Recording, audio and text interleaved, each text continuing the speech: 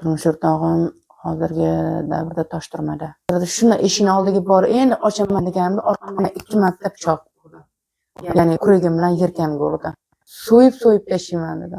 Men o'zimga o'zim skoriy chaqirdim.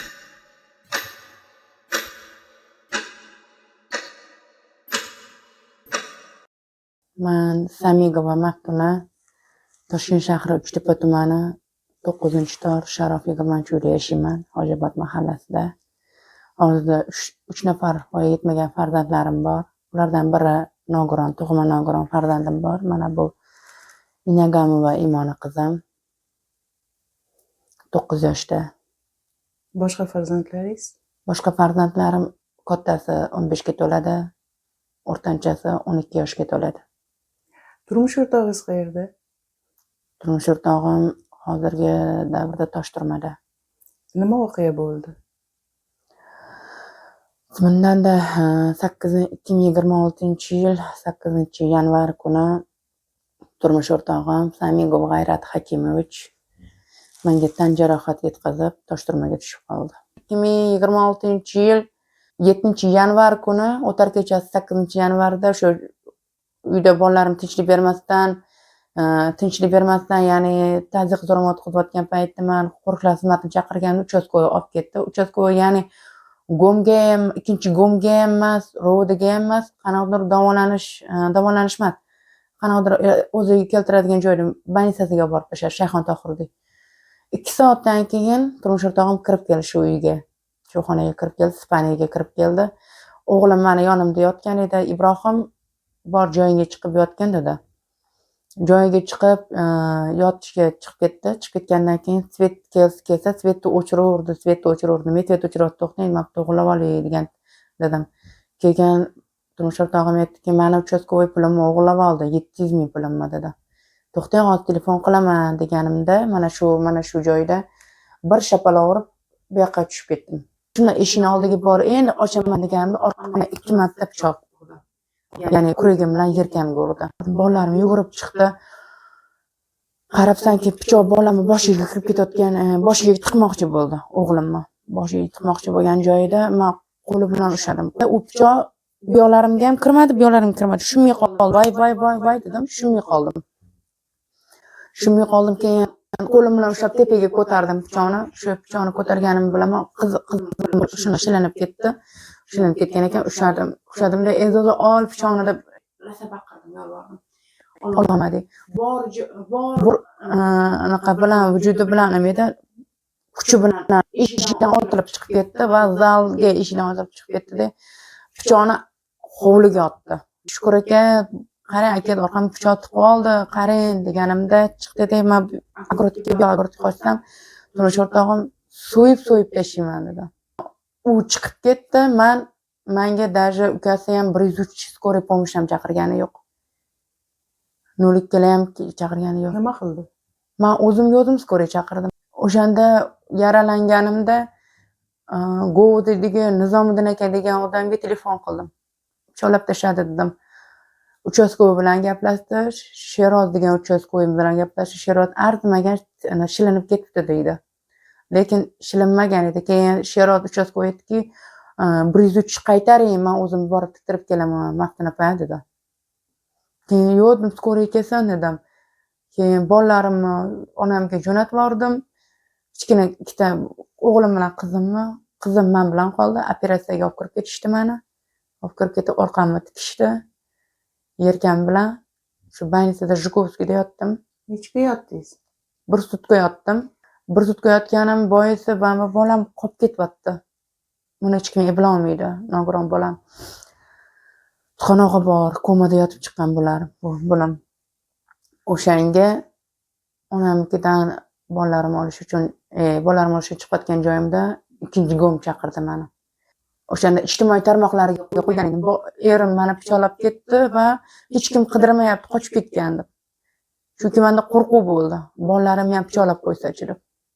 Videoni ko'rishdi-da, sразу turishdi hammasi-da. Keyin qidiruvga berishdi. Prokuror stansiya ham shunaqa narsa berishdi.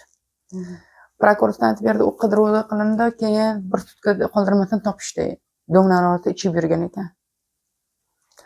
uni keyin anaqa qilishdi, tushda olib kelishdi, keyin yuzlashtiruv bo'ldi. Yuzlashtiruv bo'lganda haligi bilasizmi? Yig'lashga ham boru kuchim qolmadi. Odamlarga ishonchim qolmadi. Yuzlashtiruv bo'lganda kechirim so'rayapti. Men bu yuzlashtiruvda men hech qachon buni kechirmayman. Kechiradigan ish emas. Mayli ursa ham mayli dedi.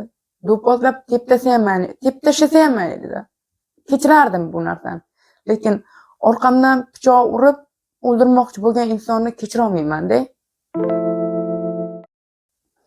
Biz oldin qiyin sharoitda yashardik. Xaroba joyda yashardik. Yashnobod rayoni Tuzel qishlog'ida yashardik u paytda. Uni farzandlarim otasi bilan yashardim. Ular bilan kimga turmushga chiqqansiz avval? Farzandlarim otasi bilan turmush qurganman. Shular bilan yashaganman. Bu inson bilan yashaganim boisa bu inson ham ichkili ichardi. O'zingizni turmush o'rtog'ingiz, bolalaringiz otasi. Bolalarim otasi. Sotmagan hech narsasi qolmadi. Uyimiz juda ham xaroba holatda edi.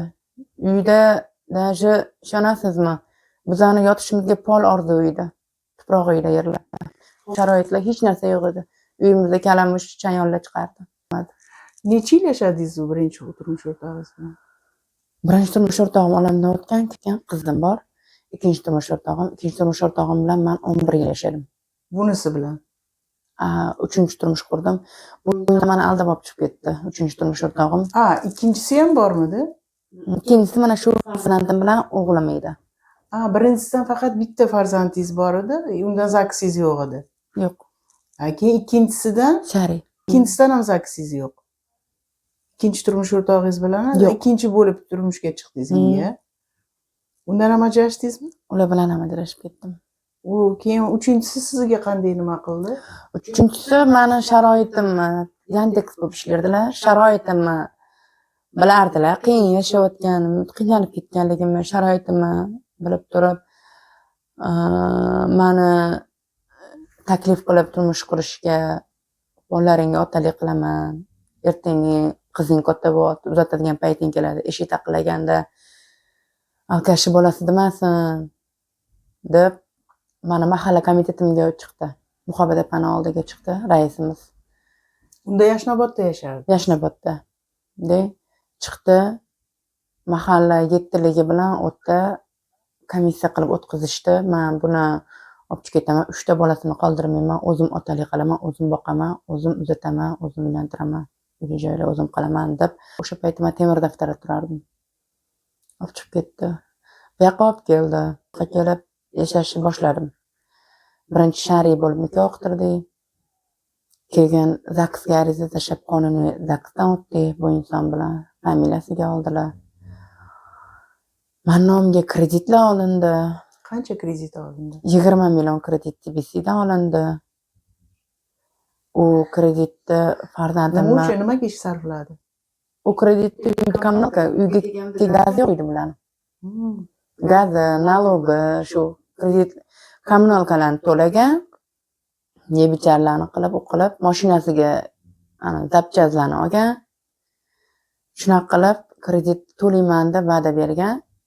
Lekin kreditni to'lamadi. Farzandimni pensiyasidan, mana shu 2 yil mobaynida farzandim pensiyasidan ketdi. Bu farzandingiz necha yoshda? 9 ga to'ladi bu farzandim. Bu farzandim tug'ma nogiron. Ya'ni ko'rmaydi, yurmaydi, ushlamaydi, emelamaydi, gapirmaydi, ovqat chaynash bilmaydi, yotadi. Qancha pensiya olasiz bu qizingizga? 1,22,000 so'm. Demak, o'sha pulni ikkinchi turmush o'rtog'ingizdan bo'lgan farzandni nogironlik pensiyasini uchinchi turmush o'rtog'ingiz krediti uchun davlat ushlab qolyapti. Shunaqami? Soliq ushlab qolyapti. Shunaqa bo'lyapti. Hozir qanday tirikchilik qilyapsiz? Hozir onam produktlar berib turadilar. Yeb-ichar turamiz. Opacham menga pul berib turadilar. Svet gazga o'chib qolmaslik uchun.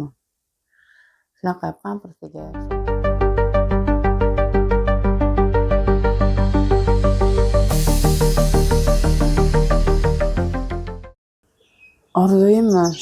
Orzuyim birinchi orzuyim qizim tuzalib ketishini orzu qilaman. Nogiron farzandim loqal ko'rishini orzu qilaman. Ko'zi bilan onasi kim, jigarlari kim, hayot qanaqa shu ko'rishni orzu qilaman. Ikkinchi orzuyim farzandlarim bilan bir xonali uyim bo'lsa ham tinch totuv yashashni orzu qilaman. O'zingiz uchunchi? O'zim uchunmi? Farzandlarim man ko'rmagan baxt ko'rishni orzu qilaman. Boshqa narsa orzu qilmayman.